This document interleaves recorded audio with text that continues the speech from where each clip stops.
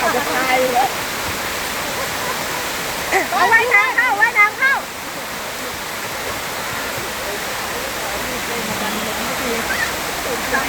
เฮ้ยมึงไม่เป็นสไลเดอร์อะเป็นหนวดเลยกูก็ไม่หนี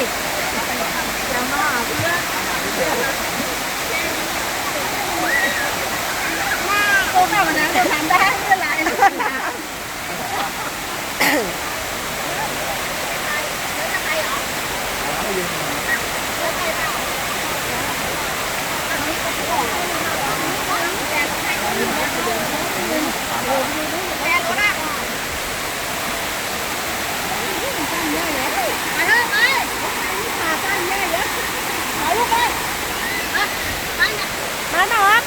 น้องไป